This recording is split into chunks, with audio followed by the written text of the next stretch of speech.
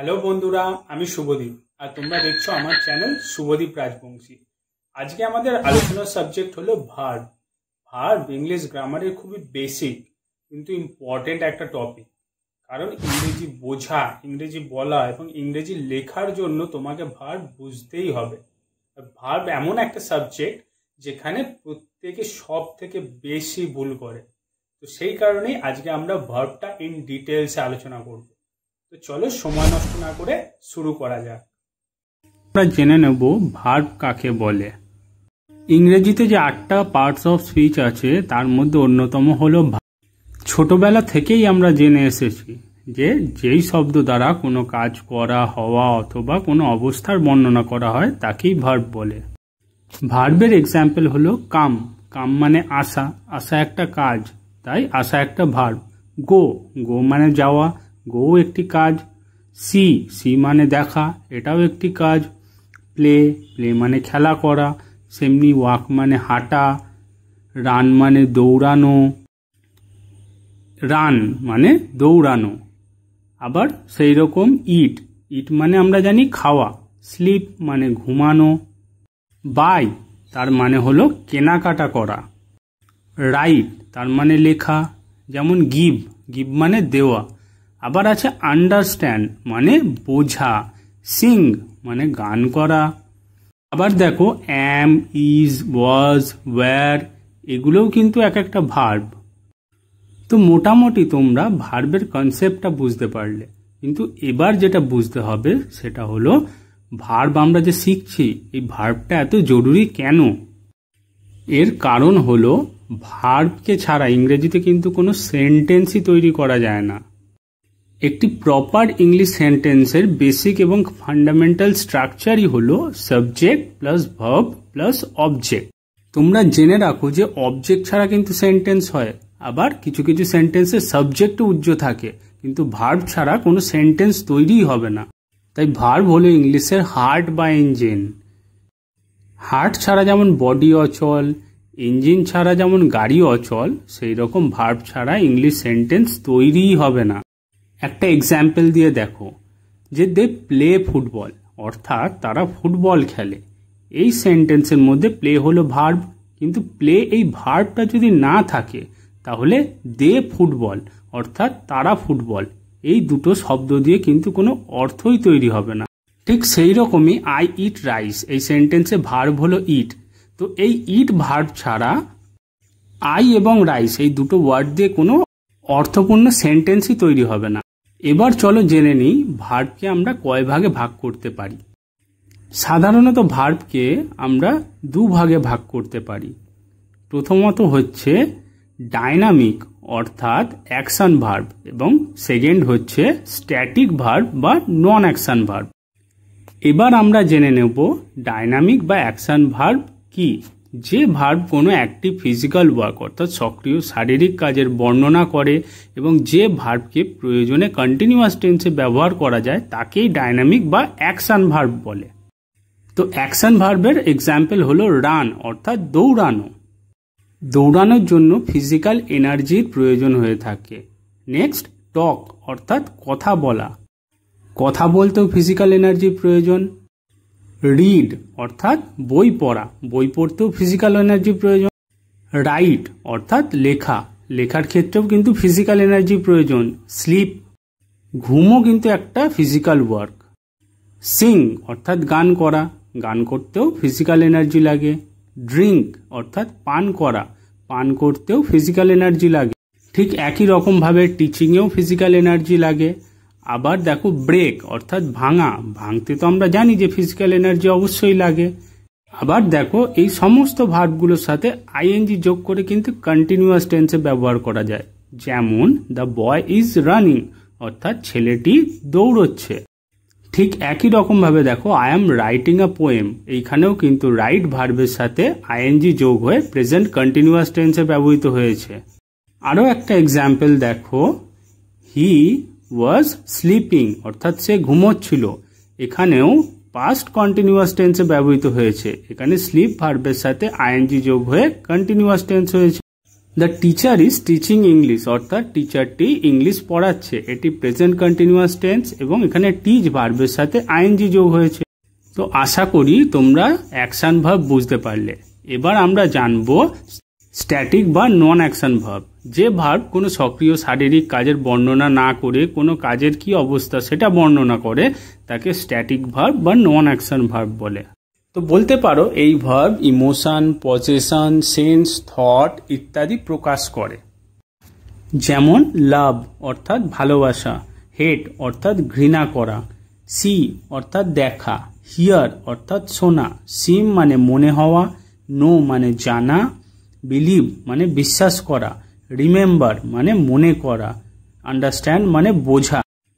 Remember অর্থাৎ মনে করা, আন্ডারস্ট্যান্ড মানে বোঝা, ফিল অর্থাৎ অনুভব করা, হ্যাভ অর্থাৎ থাকা, নিড অর্থাৎ প্রয়োজন হওয়া। তো এই ভার্বগুলো বর্ণনা করতে কোনো সক্রিয় শারীরিক ক্ষমতার প্রয়োজন পড়ে না। এগুলো শুধুমাত্র অনুভূতি, অধিকার, মনের ভাব ইত্যাদি প্রকাশ করতে ব্যবহার করা হয়। আবার এই ভার্বের শেষে আইএনজি যোগ করে কন্টিনিউয়াস টেন্সও হবে না। যেমন আই অ্যাম হেটিং ইউ, এই সেন্টেন্সটি ভুল, কারণ হেট একটি নন অ্যাকশন ভার্ব এবং এখানে হেট ভার্বের সাথে আইএনজি যোগ করে কন্টিনিউয়াস করা হয়েছে। তো সেন্টেন্সটি ভুল। সঠিক সেন্টেন্স হবে আই হেট ইউ।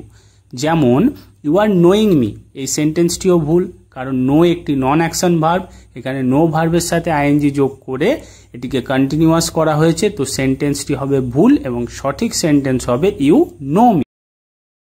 তবে এক্ষেত্রে জেনে রেখো কিছু নন অ্যাকশন ভার্ব আছে, যেমন see, hear, have, feel, taste, smell.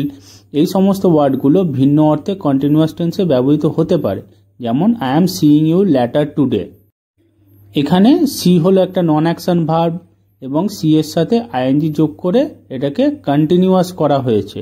তো এক্ষেত্রে মনে হতে পারে সেন্টেন্সটি ভুল, কিন্তু এটা সঠিক সেন্টেন্স, কারণ এখানে সি এর অর্থ দেখা করা। তো I am seeing you letter today, এই সেন্টেন্সটার অর্থ এখানে হলো আমি তোমার সাথে দেখা করার প্ল্যান করেছি। আবার দেখো হি ইজ হ্যাভিং ডিনার, আমরা জানি হ্যাভ একটি নন অ্যাকশন ভার্ব এবং এখানে আইএনজি যোগ করে হ্যাভিং করা হয়েছে। তো মনে হতে পারে সেন্টেন্সটি ভুল, কিন্তু এটি একটি সঠিক সেন্টেন্স। এখানে হ্যাভ কথাটির অর্থ হলো খাওয়া, তো হি ইজ হ্যাভিং ডিনার, এখানে এই কথার অর্থ হলো সে ডিনার খাচ্ছে। তো এই সেন্টেন্সটি একদম সঠিক সেন্টেন্স। তো আশা করি স্ট্যাটিক ভার্ব বা নন অ্যাকশন ভার্ব বুঝতে পারলে। এবার দেখো সমস্ত ভার্বকে অ্যাকশনের ভিত্তিতে মেন ভার্ব এবং অক্সিলারি ভার্ব বা হেল্পিং ভার্ব এইভাবে ভাগ করা হয়। প্রথমে দেখে নিই মেন ভার্ব। যে ভার্ব বাক্যের প্রধান কাজ প্রকাশ করে এবং যে ভার্ব দ্বারা বাক্যের অর্থ সম্পূর্ণ হয় তাকে মেন ভার্ব বলে।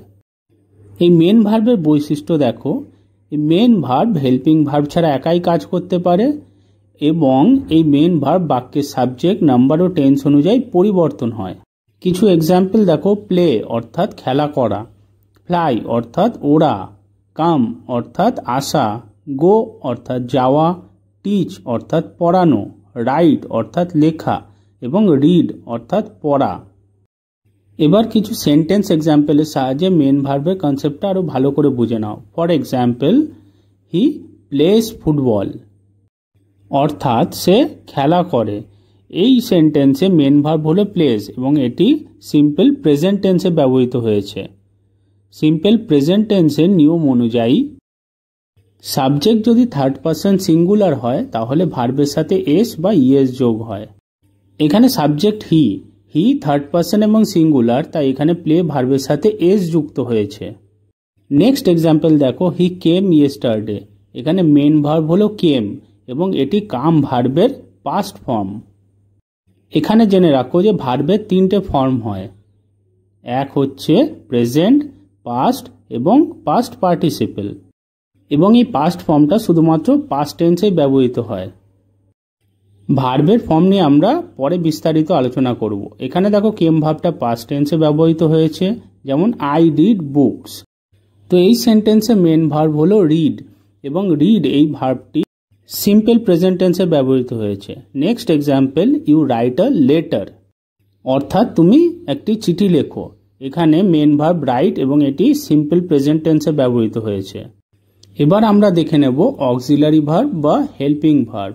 যে ভার্ব বাক্যের অর্থ সম্পূর্ণভাবে প্রকাশ করার জন্য মেন ভার্বকে হেল্প করে তাকে অক্সিলারি বা হেল্পিং ভার্ব বলে।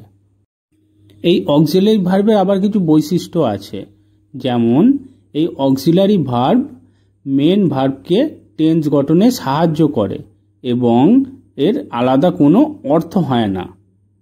এক্সাম্পল হলো am, is, are, was, were, have, has, had, shall, will, can, could, should, would, must, might। তো এক্সাম্পলের সাহায্যে অক্সিলারি ভার্বের কনসেপ্টটা বুঝে নাও। For example, you are reading a book, অর্থাৎ তুমি একটা বই পড়ছো।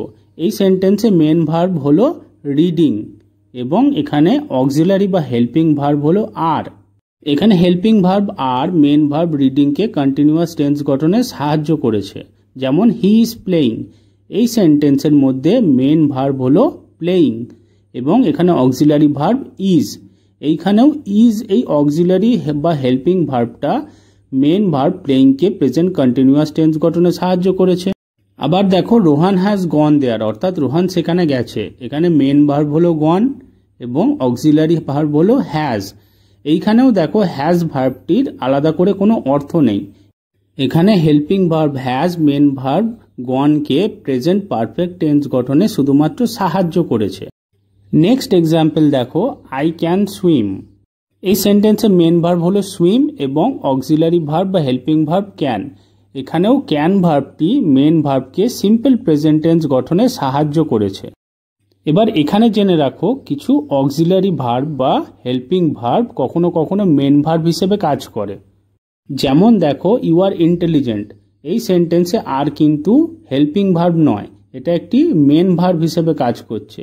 আবার যেমন হি হ্যাজ এ কার, এই সেন্টেন্সেও হ্যাজ এটা কিন্তু হেল্পিং ভার্ব নয়, এখানেও হ্যাজ মেন ভার্ব হিসেবে কাজ করছে। তো চলো এবার কিছু সেন্টেন্স এক্সাম্পল দেখে তো সেখান থেকে মেন ভার্ব এবং হেল্পিং ভার্ব বা অক্সিলারি ভার্ব আইডেন্টিফাই করার চেষ্টা করা যাক। তো প্রথম সেন্টেন্সটা দেখো, Riya has finished her homework, অর্থাৎ রিয়া তার হোমওয়ার্কটি শেষ করেছে। এই সেন্টেন্সে দেখো মেন ভার্ব হলো ফিনিশড এবং হেল্পিং ভার্ব হলো হ্যাজ, যেটি প্রেজেন্ট পারফেক্ট টেন্স গঠনে ফিনিশ ভার্বকে সাহায্য করেছে। Next, my mother is cooking biryani, অর্থাৎ আমার মা বিরিয়ানি রান্না করছে। এই সেন্টেন্সে মেন ভার্ব হলো কুকিং এবং হেল্পিং ভার্ব ইজ। এই ভার্বটি কুক ভার্বকে প্রেজেন্ট কন্টিনিউয়াস টেন্স গঠনে সাহায্য করেছে। নেক্সট এক্সাম্পল দেখে নাও, my brother is very lazy. তো এই সেন্টেন্সে আমরা শুধুমাত্র একটি ভার্ব দেখতে পাচ্ছি, সেটি হলো ইজ। তো ইজ এখানে হেল্পিং ভার্ব না হয়ে মেন ভার্ব হিসেবে কাজ করছে। নেক্সট দেখো, ইউ শুড গো দেয়ার, অর্থাৎ তোমার সেখানে যাওয়া উচিত। এখানে গো হলো মেন ভার্ব এবং শুড হলো হেল্পিং ভার্ব। তো আমি আশা করছি যে তোমরা মেন ভার্ব এবং অক্সিলারি বা হেল্পিং ভার্ব বুঝতে পেরেছো। এর পরের ভিডিওতে আমরা মেন ভার্ব এবং অক্সিলারি ভার্ব ছাড়াও আরও অন্যান্য অনেক ভার্ব সম্বন্ধে আলোচনা করব, যেটা হবে আমাদের পরের পার্ট। তো নেক্সট পার্ট দেখার জন্য অবশ্যই ওয়েট করে থাকবে এবং ভিডিওটি ভালো লেগে থাকলে অবশ্যই লাইক এবং শেয়ার